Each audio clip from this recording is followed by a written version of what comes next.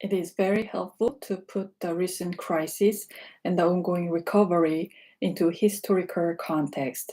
As we go along, I want to make sure you keep your eyes on the ball, that is, the two basic missions of a central bank.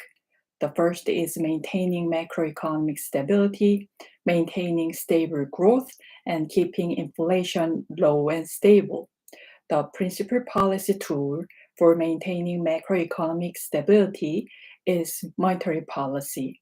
In normal times, the Fed and other central banks use open market operations, purchases and sales of securities in markets, to move interest rates up or down, and in doing so, try to create a more stable macroeconomic environment. The second part of a central bank's mission is maintaining financial stability.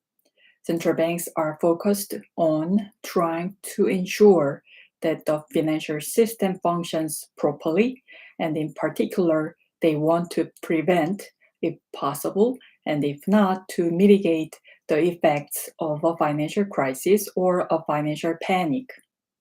I talked last time about the lender of last resort function, the notion that in a financial panic, a central bank should follow Bazet's rule of lending freely against good collateral at a penalty rate, and by providing short-term credit to financial institutions, a central bank can halt or reduce a run or a panic and the accompanying damage to the financial system and the economy.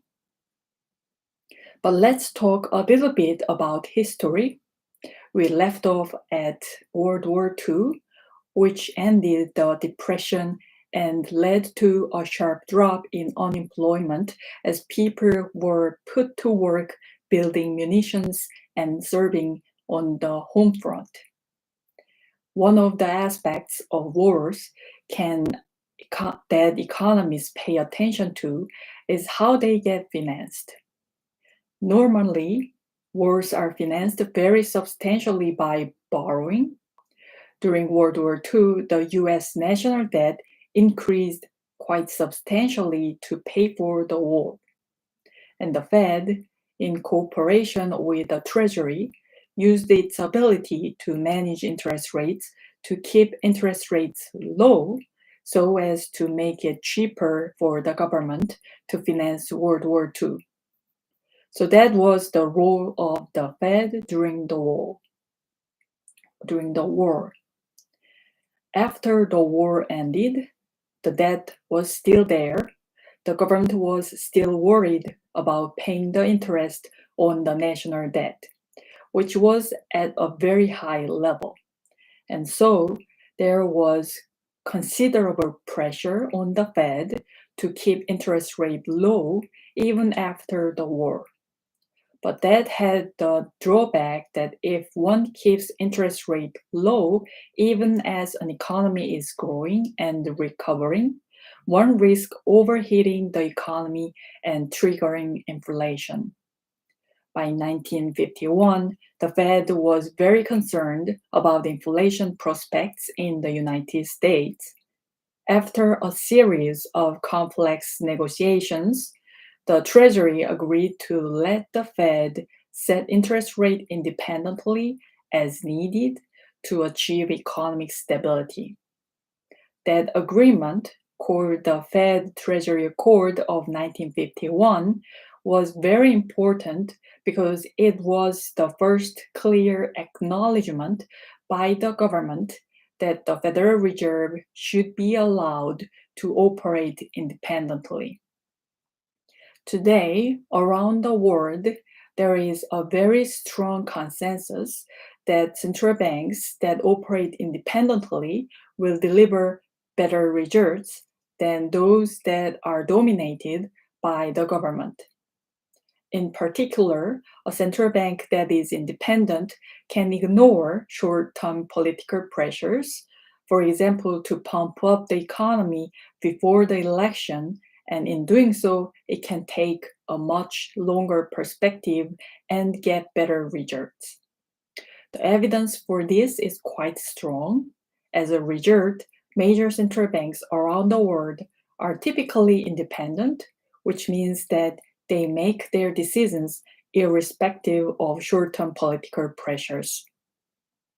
In the 1950s and the 1960s, the Fed's primary concern was macroeconomic stability. Monetary policy during the period was relatively simple because the economy was growing. As after World War I, the US economy was dominant after World War II. The fears about a renewed depression had not come true. As a result, a lot of growth was occurring. The Fed tried to follow that is called a lean against the wind monetary policy, which means that when the economy is growing quickly or too quickly, the Fed tightens to try to restrain overheating. And when the economy is growing more slowly, the Fed lowers interest rate and creates some expansionary stimulus in order to avoid a recession. William McChesney Martin, who was chairman of the Federal Reserve from 1951 to 1970, was very attentive to the risks of inflation. He said, inflation is a thief in the night. He tried through this lean against the wind policy to keep inflation and growth stable. The 1950s were perhaps more tumultuous than you might think, with a serious war in Korea and a couple of recessions during that decade.